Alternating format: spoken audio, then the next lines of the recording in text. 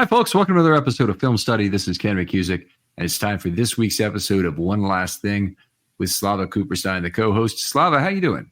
I'm doing great, Ken. How about yourself? No complaints at all. And I think we ought to be upfront about this, that this show is coming out after the Week 17 game against Miami, yet it's being recorded prior to the Week 17 game against Miami. So just want to leave you with that.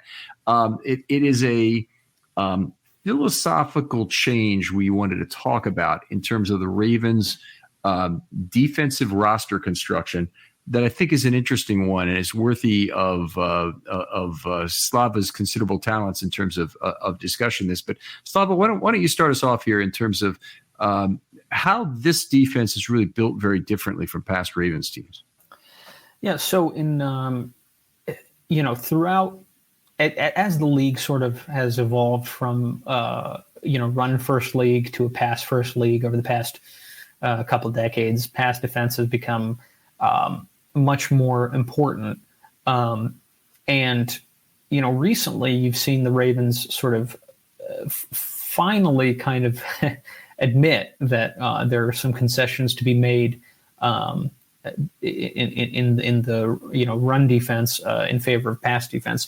But at the same time, instead of building, the way that people traditionally think you build this a defense to guard against the pass, you have to get, expensive or high draft pick edge rushers. You have to get corners.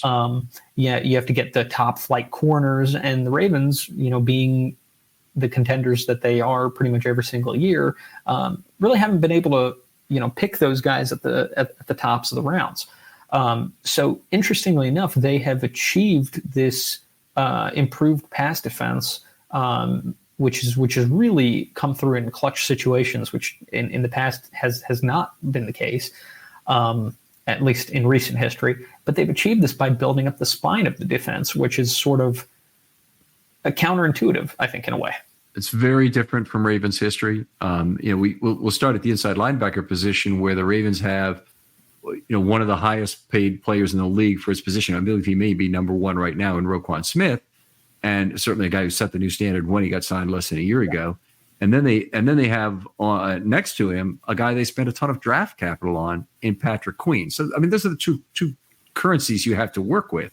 You have your draft capital and you have your cap, and they spent a ton at the inside linebacker position. What's very different from past Ravens teams is that they often had one great linebacker and then a second great inside linebacker who was either on his rookie deal or was a platoon situation, as happened in 2018, for example. Go into some of this a little bit. But Bart Scott was a guy they got as a UDFA. So that was a player that they didn't end up spending a lot of money on, obviously, to do that. In fact, the rumor has it that at the time of the draft, no one in the building was allowed to say the name Bart Scott because they knew he was going to be a priority UDFA. They couldn't really draft him. But I just found that very humorous. Yeah, Bart Scott, one of the great undrafted free agents in Ravens history, and also just such a testament to the linebacker factory that Baltimore was. Pretty much from the time that Bart Scott was drafted to the, you've got your Jameel McLean's, you've got your Daniel Ellerbe. Daniel Ellerbe, and who am I thinking of? Career shortened by injury, Orr, Orr. Orr was phenomenal terrific as well. Player. And Jameel McLean, all these guys, a lot of these guys went on to get, second pretty large contracts and part of a proud tradition at inside linebacker. Yeah, they really hadn't gone and drafted with a high pick an inside linebacker since Jamie Sharper in 1997. And Sharper was one hell of a ball player, by the way. Really underrated in Ravens history for what he did. And some of his, 3 of his 5 years came during the dark years that are not really remembered or kind of forgotten in Ravens history because anything before 2000 doesn't count. But he was a hell of a player even then. And 2000, he was a very key component of the defense, even though he was out off the field on a lot of high leverage downs. 2001, he was on the field in the high leverage downs because the Ravens switched from being a quarter team to a 32 dime team. But anyway, enough of that. I'm just saying there has been some variation over the years in terms of how they've put together the inside linebacker group, but overwhelmingly they've gone cheap at the second position. And even as late as 2019, they tried to go cheap at both positions and basically move Owasso over to the Mike. And that failed so badly, they went out and got Josh Bynes back to play that role, and also got LJ Fort within a week of the same time. I forget if they were acquired the same week or they were separated by 1 week to be the will linebacker for that group. Just a unbelievable in-season change, and one that was possible because the Ravens structure was so good. Yeah, I mean, as admirable as rebuilding that linebacking core on the fly was, I think it was part of a multi-year dissatisfaction at the position that sort of led the Ravens to draft Patrick Queen in the first round when they did, hoping that he would reinvigorate that position. And obviously in this year in particular, but last year as well, he had sort of come on, but that was at least in large part, if not entirely, due to the arrival of Roquan Smith via trade. Yeah. Large that obviously had a huge impact on him. I go back to that 2018 team and the 19 team, in fact, and the way that was constructed. And the Ravens were about fourth in the NFL in DVOA on defense that season, if I recall correctly. So they had a good defense. They had unbelievably great offense and one of the historically great offenses relative to cap expenditure on your team. But the defense had a lot of the cap expenditure on it. They just had some underperformers at a variety of positions, and Brandon Williams was still on that team, and it was a big cap number relative to what he was frankly giving the team at the time. I thought that at inside linebacker, they were remarkably effective getting that turned over when they did. Of course, they went out and got Marcus Peters, which was probably the biggest single acquisition they made that year in terms of fixing something. Although, they would not have contended if they had stayed with Owasso and Young and the inside for that whole year. Yeah, for sure. And pointing to Brandon Williams, I think Brandon Williams was an example of sort of the Ravens' slow evolution, sort of being a little too wedded to those, run stuffers and paying top dollar to guys who you could probably, as good as Brandon Williams was, you could probably find a guy who gave you 80% at 20% of the price. Yeah. And they did that with Michael Pierce. And he was a guy who was every bit as good a player as it turned out as Brandon Williams was. And he has been to this point, I would say. In fact, I'd be hard pressed to really point to a season that Williams had that was really better than what Pierce is doing this year.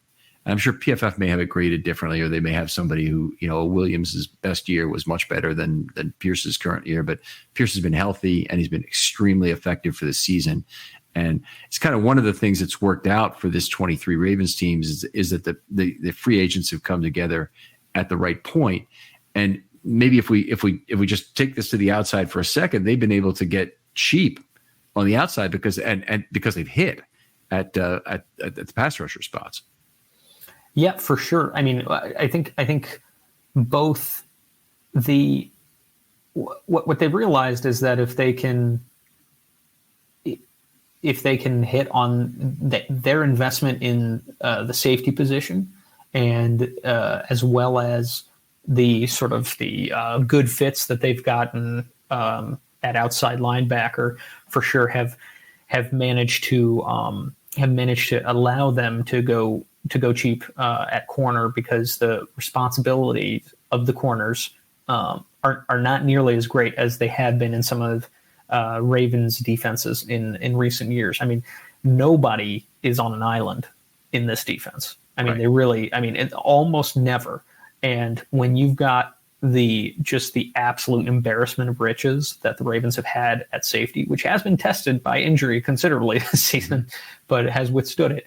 I think they've really unlocked something that many teams are going to try to replicate in coming years. In terms of, if you mean by getting Kyle Hamilton to play slot corner, there's a tremendous lack of Kyle Hamiltons, not only in terms of the ability, because Derwin James is the only player that's kind of in his classification even, but in terms of size and shape players, I mean, Hamilton is a unicorn in that regard. So, but they may well try things like that. I think there'll be a lot of non-traditional use of slot corners that arises from that. There may be teams that say, you know what, we can play a linebacker there. We have this guy who's played linebacker and safety in college. We think we can play him at corner, at nickel in our defense on first and second down, because we want the extra run defense and we can cover a tight end and blah, blah, blah, blah, blah. There may be some of that. The Ravens are always at risk of with success of teaching the league their tricks. So, it's all out there. And it's a good problem to have. Yeah, it's a good problem to have.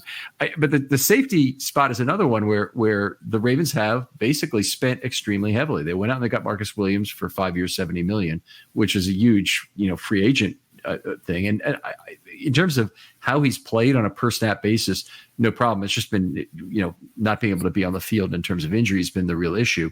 But at the other spot, they use a ton of draft capital, and they took a BPA swing on Kyle Hamilton that has certifiably worked out. This far, I just got my Kyle Hamilton jersey, by the way, in the mail. I had a custom made, and the super high quality one I got for Christmas. Anyway, I'm real excited about that. But, yeah, that's a hell of a gift. Yeah. But anyway, Hamilton and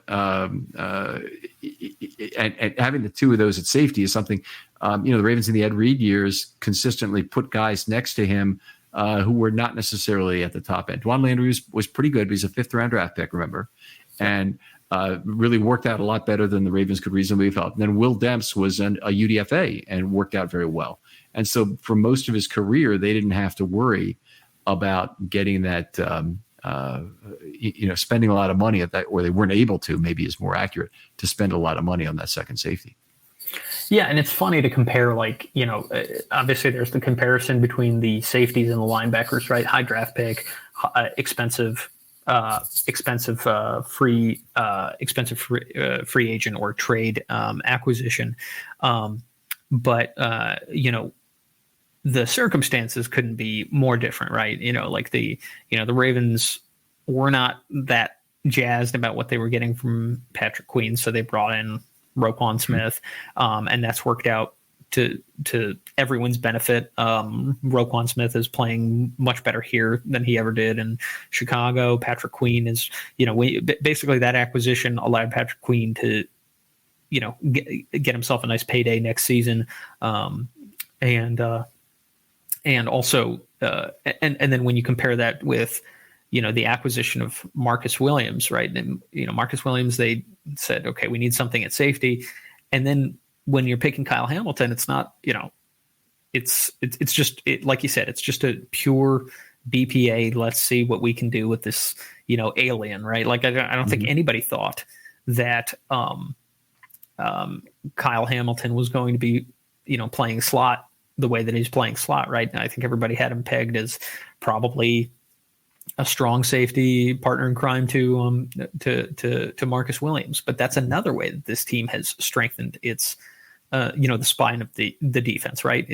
Now you can have Marcus Williams and Geno Stone, or Marcus Williams and Darryl Worley, depending on who's available, and then have Kyle Hamilton getting it done in the slot in a way that teams haven't put guys in, like you said, the size and shape that Kyle Hamilton is very unusual in the NFL, but the big guys don't get put in the slot typically. It's usually these small shifty corners because everybody's afraid of these whip routes and everything, but he's getting it done with instincts, a wingspan, and just really impressive athleticism for a person his size.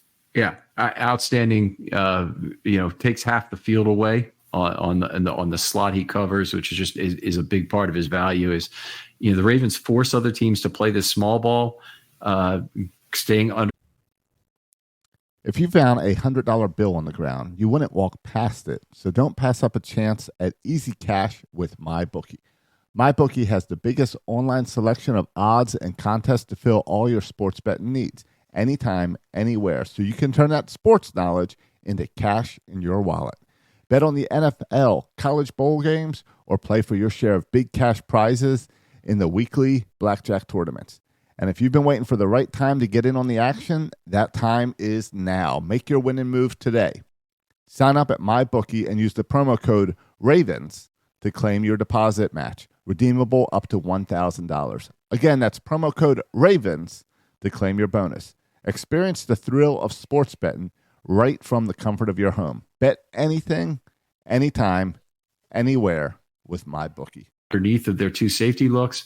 And when they do that and they throw to the strong side, which is where Hamilton is always lined up, because that's where the slot receiver is, more than typically, then they have, an opportunity for him to make a play working through potentially a block or maybe not even on a player on that side. So it has really worked out, no doubt about it. It's just unusual in terms of the total amount of resources that the team has plugged into this, that they've been able to win going safety, inside linebacker, and really going cheap at a lot of other positions that are not quarterback. Yeah, and people may kind of point to Marlon Humphrey as a contrary point, but we were getting it done when Marlon Humphrey was injured, and we had Brandon Stevens, who, for all intents and purposes, this season's a converted safety, right? And some combination of Ronald Darby and Rock Yassin. Really the guys who are going to be considered our third, fourth, fifth corners are getting it done. And that's because of the intentional way that the team has said, okay, how can we use our safeties and our inside linebackers, where we have such an infusion of talent? How can we use that to our benefit? And it's paying dividends for sure. Yeah. And then, the other thing that I guess we talked about a little bit was it's an evolution also that the Ravens have said that they were willing to give up something against the run to be even better against the pass. And you kind of mentioned it earlier, but I kind of want to go back to it. For Ravens' first 20 years, always at 4.00 or less in terms of yards per play against. In fact, always less than 4.00 because the 3.99 was the worst they ever were.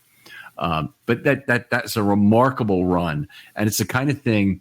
If you were truly a record ball franchise, you would give it up from your cold dead fingers in terms of wanting to let that get away from you. But it's an unbelievable record that was built on basically being able to say our nickel defense, what we put out there with a 6-man box, it's going to stop the run even if you want to try. And it takes superstars at each of those three levels to do it. They had it with Suggs, they had it with Ray Lewis, and they had an outside linebacker with Jared Johnson. They also had an inside with Nada and Greg and other players like that during that entire period. Sam Adams, there's Syracuse, there's many others that would have been the inside guys that had that. But big philosophical change. And this year's team.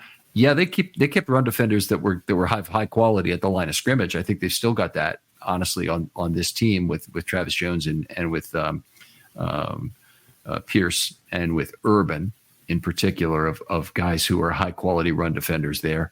But it definitely, this team has given some things up on the edge, and they've given some things up at inside linebacker in the name of getting a better pass defense on the field. And one is structured and built kind of from back to front in terms of forcing that ball into short zones. Yeah, I mean, barring early retirements or injuries for the next decade, if you want to come out of the AFC, you're going to need to contend with Patrick Mahomes, Josh Allen, Joe Burrow, and a lot of other ascending talents. CJ Stroud is looking like he's going to be a nightmare. Yep. Yeah, and by the way, Anthony Richardson was putting on some pretty good tape too. So, it's going to be a gauntlet for a long time. The rules also favor, every year there are more and more rules in favor of passing, and the receivers and the concepts, everything that's coming out Quarterback right now. injuries is a big one we got a spate of quarterback injuries this year. What do you bet there's going to be rule changes for that next year? The thing that is the most interesting for me on that is how there have been a couple of plays, a couple of late hits that weren't called that could have been called on quarterback runs at the boundaries, and not to say that they should have been called, but more so that in years past they would have been called more often. So the message, it's sort of interesting. There's always the message of you can't, we're going to protect the quarterbacks as much as possible. But the league, I think, is trying to look at some of these plays where, a QB knows that, how a certain penalty is being enforced. And they're like, okay, I'm going to, try to see if I can get a couple extra yards on the ground and then tack on an extra 15. So I'm at least encouraged in that respect. Hopefully they'll figure something out about, helping defenses, not give up these extra long plays because of poor officiating. But yeah, I mean, from the hip drop tackle and a couple other things, I definitely see some rule changes coming soon. Yeah. Other things about the philosophical changes that this team has done that are different from past years. Yeah, it's. I just keep coming back to how the Ravens are getting it done in terms of pass defense and what they're willing to accept, right? Like the Ravens are perfectly happy to have you march down from your 25-yard line to their 25-yard line. They're totally happy with, because they're confident that once you get to the red zone, that they're going to be able to stop you because of the way that they've constructed the speed of their defense, and players like Hamilton with his tremendous wingspan and everything. And it's also sort of like what we've talked about in terms of defenses favoring high variance. It's like, we're going to make you roll the dice as many times as humanly possible, because we're going to make you play small ball, and you're not going to be able to get these chunk plays. And that's kind of how the Browns beat us, is with chunk plays, and having, these gigantic, whether it was, Ford or Njoku, just, going up against an injured Marcus Williams, who was not prepared to tackle guys of that size. And then Njoku's still getting it done now with Flacco. We're going to eliminate these chunk plays, which have been the bane of our existence, right? How many times in a Wink Martindale defense did you see like tremendous disciplined defense all game, and then at the end, just a back-breaking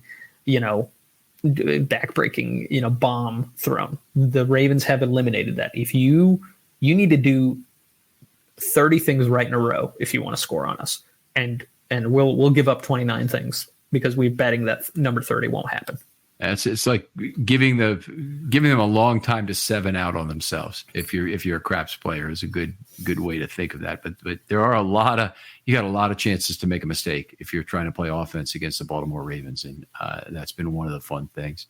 I've often talked about dime defense. The Ravens have really not tapped into that by having a committed nickel. They've precluded themselves from getting a 6th defensive back on the field, which would normally be a big detriment to pass defense. But they've been good enough and structured enough at the safety positions that I think they have not suffered too much. I'll say it's probably not even fair to say that. They've not suffered maybe at all from having Patrick Queen as the weak side linebacker on obvious passing downs. So he does provide something as a pass rusher, and that quickness is valuable, but they haven't even used that much. What they really haven't tapped into, though, is the savings in terms of draft or cap cost of having a dime back rotating with an inside linebacker on a down by down basis. And I as much as we've loved what Patrick Queen has accomplished this year. I don't see the Ravens being able to turn their back on that any longer over the next few years. And to me, he's the least likely of the current defenders to be re-signed. I agree 100%. And I don't even think it's like sort of a stubbornness or anything. I think Mike Macdonald is sort of looking at it like we've got two very, very capable inside linebackers, and we're going to use them. And we're and so far it's worked out really well. And I think you're making a good point that they haven't been using Patrick Queen's pass rushing because I think they're really content to have him chase down the short receptions or chase down the screen passes, and he's been very adept at that. Yeah, I'll give you one more thing that's different than what philosophically has been Ravens history. At times they've been a 4-man rush team, but most of Ravens history they have not been a 4-man rush team. They've been, particularly in the Ryan and Martindale years, they were extraordinarily aggressive about using 5, 6, and even 7 men to rush the quarterback at times.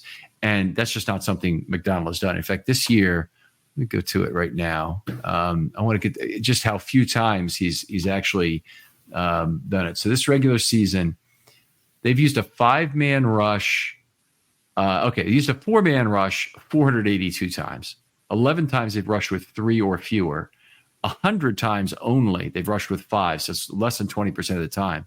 33 times they've rushed with 6. That's only twice per game, folks. And 3 times the entire season they've rushed 7 men. So if you look at those numbers from Martindale, you'd see very different numbers, much more heavily skewed to heavy 5, 6, and 7-man rushes. And that's just not the way this defense is built. Another pretty significant philosophical change for the 23 Ravens. The best defenses get home with 4, and that's pretty consistent across the league. It's just impressive that the Ravens can do it because, the way the Ravens are doing it isn't with superstars on the edge because they don't have a superstar on the edge. I mean, I think Clowney and Van Noy have performed very, very well. And, also Owe is ascending and very, very exciting to see, who the player he's going to become.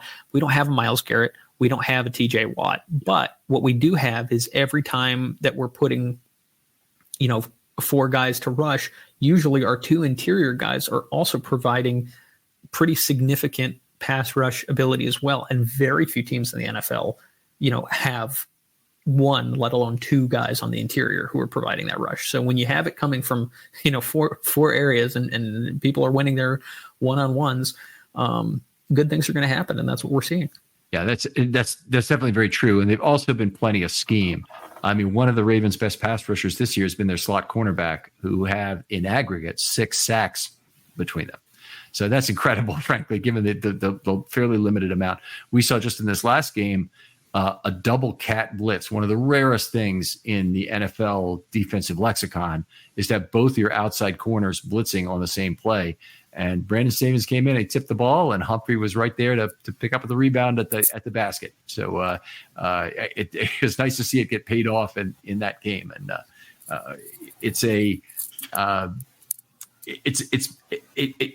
while it's not a plain vanilla 4-0 that they've run all the time, they've still been fairly effective even when they've gone to vanilla 4-0. In particular, in the San Francisco game, my whole chart is 4-0, 4-0, 4-0, 4-0 on those last 2 drives of the fourth quarter, and they're getting pressure just a huge percentage of the play. So it's been a lot of what you see is what you get 4-man rush for a lot of this Ravens season, but not all of it. They have done some scheme.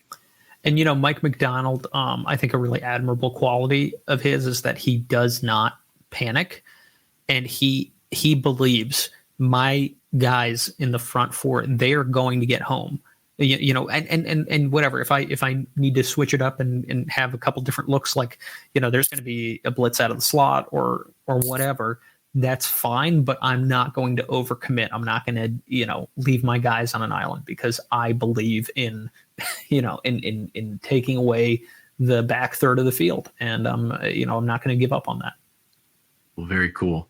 I think that's a great outline of some of the philosophical changes this 23 Ravens defense has been through. Really good topic. I'm glad we had a chance to discuss it, Slava. Tell folks where they can talk football with you online. I'm on Twitter at Slava Cooperstein. That's SLAVAKUPERSTEIN. All right, outstanding. Other folks out there, if you'd like to be on a Film Study short, hit me up. DMs are always open on Twitter. You probably know that by now if you've been listening to the show at all, and I'll get back to you very quickly if you have an idea for a show you'd like to do. If you don't want to do a show, please give us a 5-star review out on your favorite podcast channel and introduce the show to somebody you know who might like this kind of content. For Slava Cooperstein, this is Ken McCusick saying goodbye, and we'll talk to you next week on One Last Thing.